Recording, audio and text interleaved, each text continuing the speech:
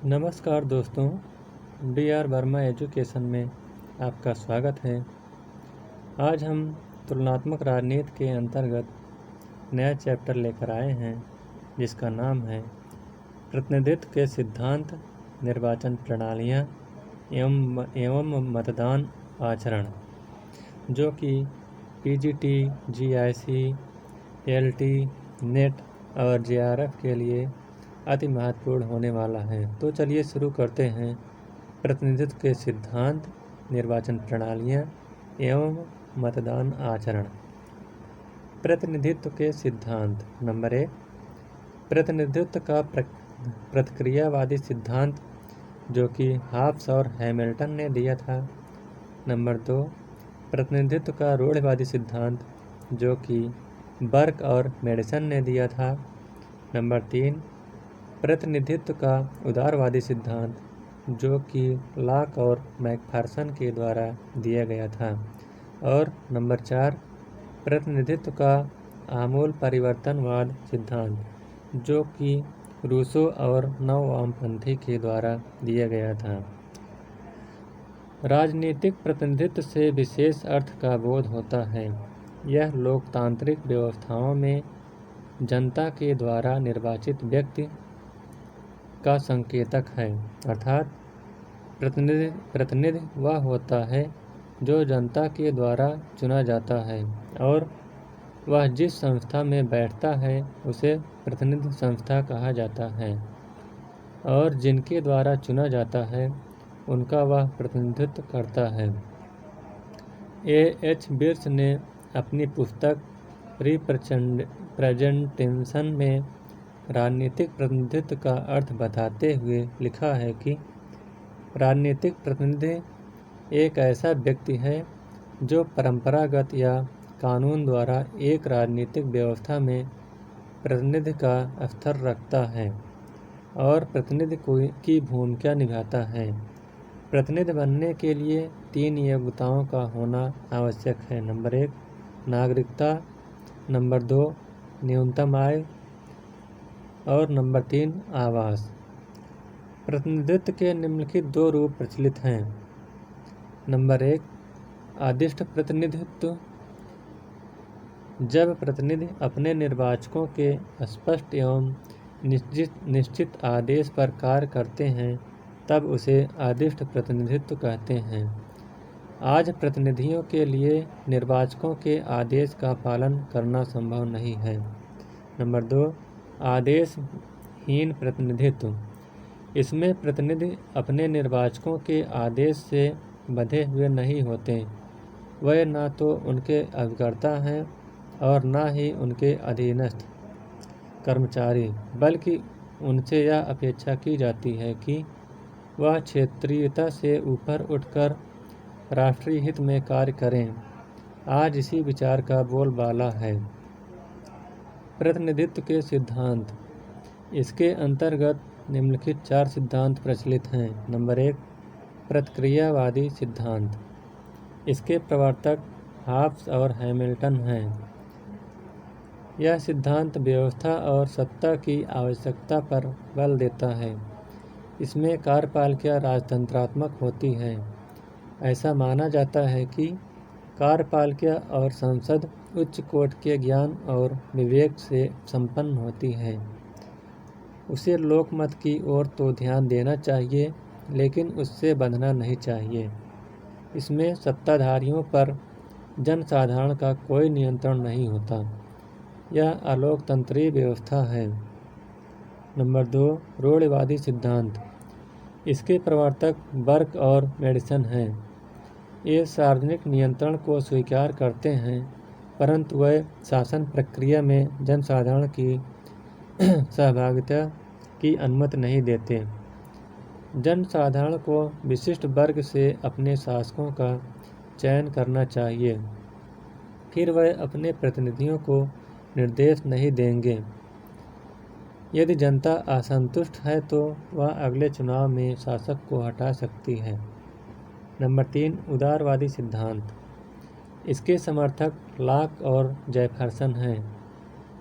यह सबसे अधिक लोकतांत्रिक है। इसमें सभी समान हैं। इसमें निर्वाचक अपने प्रतिनिधियों के लिए संदेशवाहक का कार्य करता है। नंबर 4, आमूल-चूल परिवर्तनवादी सिद्धांत।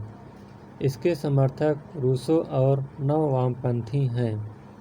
यह प्रत्यक्ष लोकतंत्र के लिए उपयुक्त है। कुछ प्रमुख तथ्य। नंबर 1, निश्चित आय के प्रत्येक वयस्क व्यक्ति को मतदान का अधिकार सार्वजनिक वयस्क मताधिकार कहलाता है।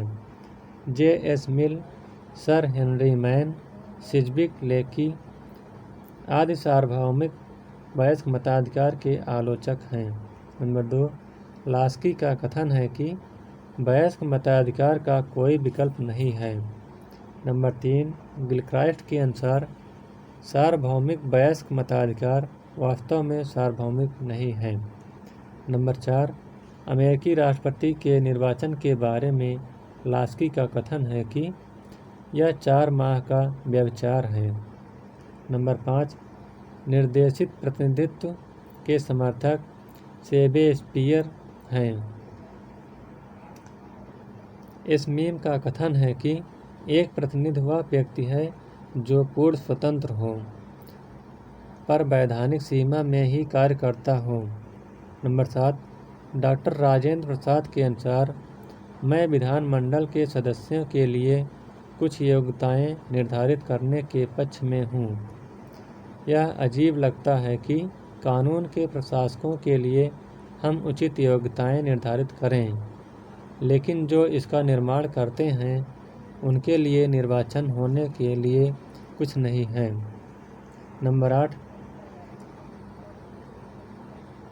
महिला मताधिकार के प्रबल समर्थक सिजविक हैं।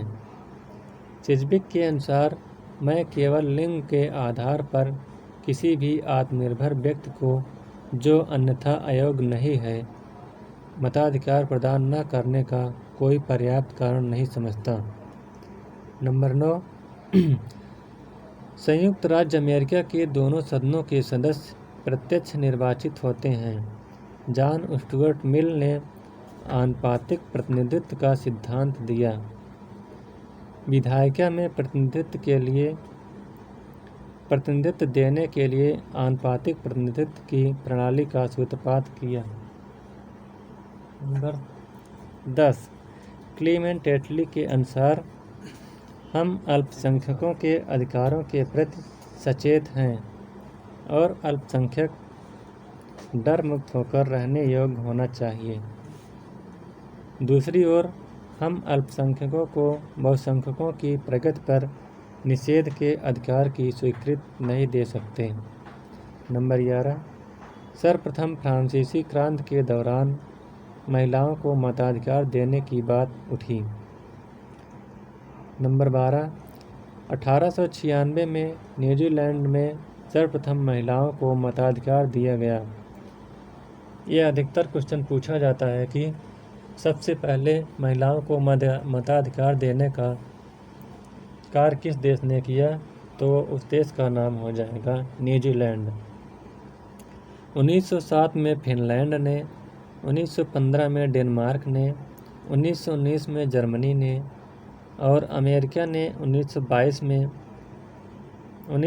में आयरलैंड ने, 1928 में इंग्लैंड में, 1931 में स्पेन में, 1946 में फ्रांस, 1950 में भारत और 1971 में स्विट्जरलैंड ने महिलाओं को मताधिकार दिया। लेवलिए के अनुसार अज्ञानी व्यक्तियों को मताधिकार दो और वह अराजकता तथा आतताई शासन के शिकार हो जाएंगे। निर्वाचक मंडल मतदाताओं का समूह होता है। इसका संबंध अप्रत्यक्ष निर्वाचन प्रणाली से है। मतदान 2 प्रकार का होता है, प्रकट या गुप्त मतदान तथा अनिवार्य मतदान। प्रकट या खुला मतदान वह होता है जिसमें मतदाता अपनी पार्टी के सचेतक को दिखाकर वोट देता है। गैरीमैंडरिंग के अनुसार निर्वाचन क्षेत्रों का इस प्रकार से गठन करने की प्रक्रिया जिसमें सत्ता पक्ष के प्रत्याशियों को आसानी के साथ बहुमत मिल जाए और प्रतिपक्ष को अल्पमत में रखा जाए गैरीमैंडरिंग कहलाता है। यह एक सदस्यीय निर्वाचन क्षेत्र में ही संभव है। आनुपातिक प्रतिनिधित्व प्रणाली में बहुसदस्यीय निर्वाचन क्षेत्र होता है और इसमें गैरीमैंडरिंग आदि बुराइयों का अंत हो जाता है। निर्वाचन क्षेत्र मूल रूप से दो प्रकार का होता है। नंबर एक सदस्यीय निर्वाचन क्षेत्र।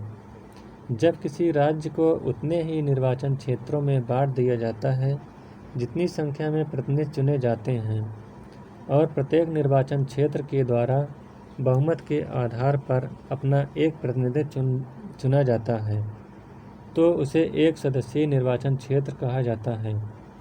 वर्तमान में लगभग सभी प्रजातांत्रिक देशों में एक सदस्यीय निर्वाचन क्षेत्र अपनाया गया है। नंबर 2 बहुसदस्यीय निर्वाचन क्षेत्र।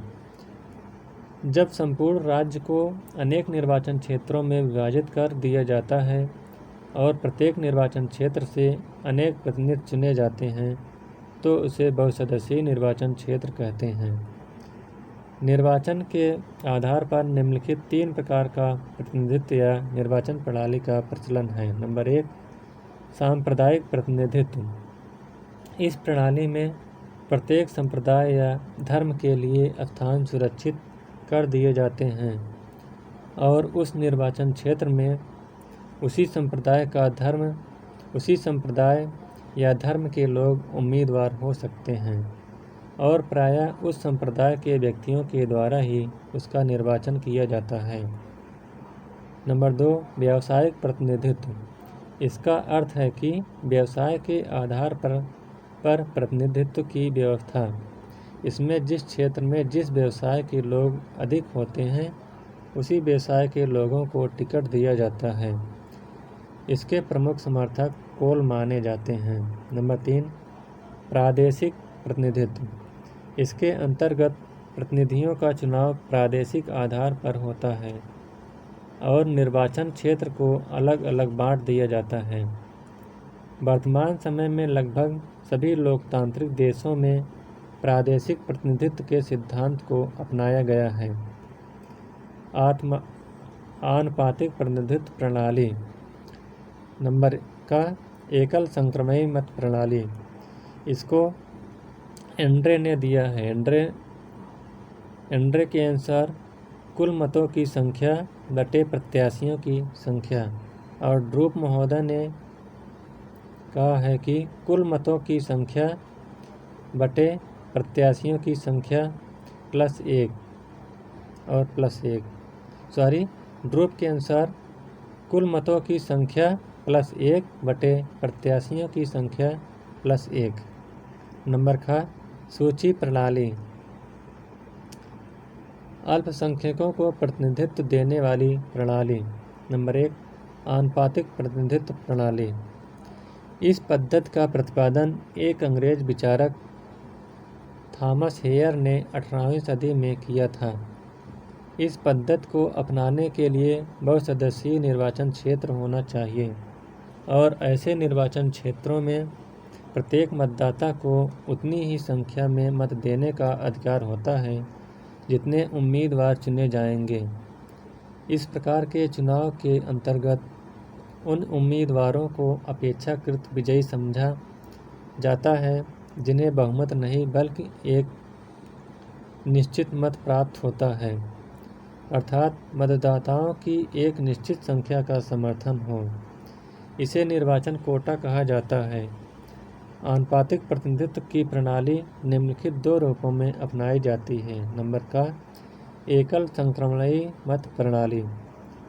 यह आनुपातिक प्रतिनिधित्व को एकल संक्रमणीय मत प्रणाली के आधार पर ही अपनाया जाता है। इस प्रणाली के अंतर्गत बहुसदस्यीय निर्वाचन क्षेत्र होना जरूरी है। एक निर्वाचन क्षेत्र से चुने जाने वाले सदस्यों की संख्या चाहे कितनी भी हो, प्रत्येक मतदाता को केवल एक ही मत देने का अधिकार होता है, लेकिन मतदाता पत्र पर पहली, दूसरी, तीसरी पसंदगी दर्ज करता है। इस प्रणाली में प्रत्येक उम्मीदवार को निर्वाचित होने के लिए एक निश्चित मत प्राप्त करना होता है। उसे निर्वाचन कोटा कहते हैं। इसके लिए निम्नलिखित 2 सूत्र प्रयोग किया जाता है। प्रथम सूत्र आनुपातिक प्रतिनिधित्व के प्रवर्तक हेयर ने दिया, जिसे एंड्रे ने 1855 में सबसे पहले डेनमार्क में लागू किया। इसे एंड्रे प्रणाली कहा जाता है। इसके अनुसार निश्चित मत संख्या बराबर कुल मतों की संख्या बटे निर्वाचित होने वाले सदस्यों की संख्या।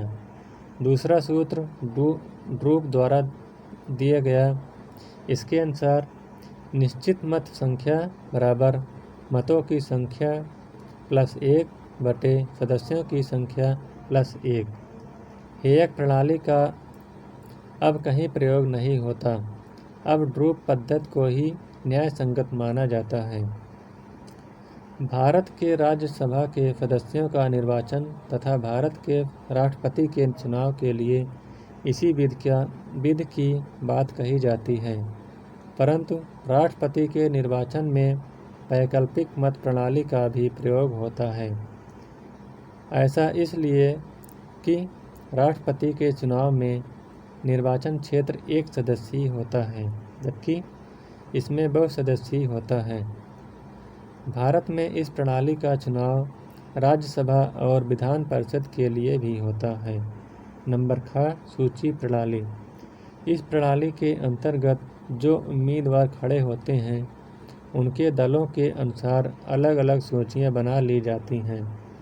इसे सूची प्रणाली इसलिए कहते हैं क्योंकि इसमें उम्मीदवार व्यक्तिगत रूप से चुनाव नहीं लड़ते, वरन राजनीतिक दल की सूचियां चुनाव मैदान में होती हैं।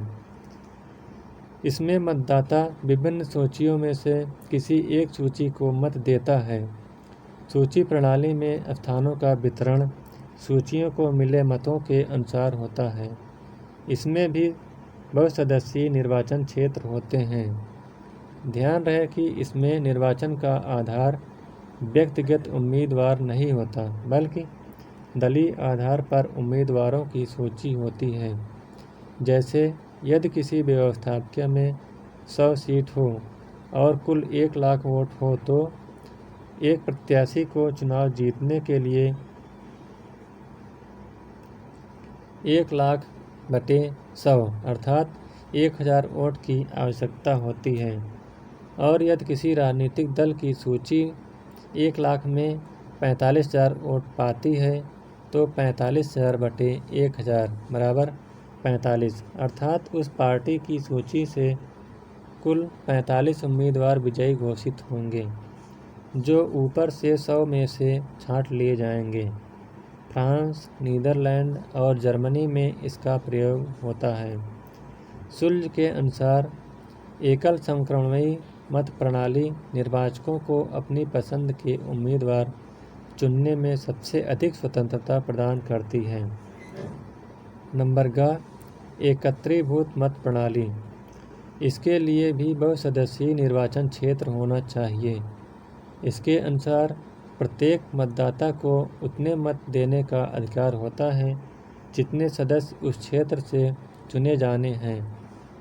मतदाता को यह भी अधिकार होता है कि वह चाहे तो सभी मतों को किसी एक उम्मीदवार को दे या विभक्त को, यद्यपि इससे अल्पसंख्यकों को उचित प्रतिनिधित्व मिल जाता है। लेकिन यह प्रणाली जटिल है और इसका प्रयोग कहीं नहीं होता है। पूर्ण बहुमत आधारित प्रणाली। यह प्रणाली भी निम्नलिखित 2 प्रकार की होती है। नंबर 1, द्वितीय मत पत्र योजना। इस प्रणाली में एक निर्वाचक क्षेत्र में 2 बार मतदान होता है। पहले मतदान में कई प्रत्याशी हो सकते हैं। प्रथम मतदान के परिणाम के बाद सर्वाधिक मत प्राप्त होने वाले 2 उम्मीदवारों को छोड़कर शेष को निर्वाचन क्षेत्र से हटा दिया जाता है और इन दोनों के लिए दोबारा मतदान होता है और इस बार जो पूर्ण बहुमत 50% से अधिक प्राप्त कर लेता है, उस उम्मीदवार को विजयी घोषित कर दिया जाता है। 1962 के बाद फ्रांस के राष्ट्रपति के चुनाव में इसका प्रयोग होता है। इस निर्वाचन प्रणाली को रन ऑफ व्यवस्था भी कहते हैं। इसे पूर्ण या निरपेक्ष बहुमत प्रणाली भी कहा जाता है। नंबर 2, वैकल्पिक मत प्रणाली। इसे पसंदगी मत व्यवस्था भी कहते हैं। इसका प्रयोग केवल एक सदस्यीय निर्वाचन क्षेत्र में ही किया जाता है। इसके अंतर्गत मतदाता जिस उम्मीदवार को चुनना चाहता है उसे पहली पसंद और अन्य उम्मीदवारों को दूसरी, तीसरी आदि पसंद का उल्लेख करके अपने वैकल्पिक मत को भी व्यक्त करता है। यदि पहली बार में किसी को पूर्ण बहुमत नहीं प्राप्त होता तो सबसे कम मत प्राप्त वाले व्यक्ति को हटाकर उसका वोट बांट दिया जाता है और अंत में कोई न कोई पूर्ण बहुमत प्राप्त कर लेता है। भारत के राष्ट्रपति का चुनाव भी ऐसे होता है। बहुमत आधारित प्रणाली, यह भी दो प्रकार का होता है। नंबर 1, सामान्य बहुमत प्रणाली। यह ब्रिटेन की देन है। आज लोकतंत्र में इसी के तहत चुनाव होता है। एक निर्वाचन क्षेत्र में अनेक उम्मीदवार खड़े होते हैं। जो सबसे अधिक मत पाता है वह विजयी हो जाता है। नंबर 2, सीमित मत प्रणाली। इसमें प्रत्येक राजनीतिक दल कुल स्थानों में से एक या दो स्थानों पर कम उम्मीदवार खड़ा करता है। प्रत्येक मतदाता उतने ही मत देगा जितना राजनीतिक दल ने उम्मीदवार खड़ा किया है, लेकिन जितने उम्मीदवार खड़े होंगे मतदाता उतने मत देगा। जैसे कुल 4 सीट हैं और राजनीतिक दल 3 उम्मीदवार खड़ा करेगा और 3 वोट मतदाता देगा। तो इस प्रकार से यह चैप्टर समाप्त होता हुआ। अगर यह वीडियो आपको अच्छा लगे तो वीडियो को लाइक, शेयर और चैनल को सब्सक्राइब करिएगा। Thank you.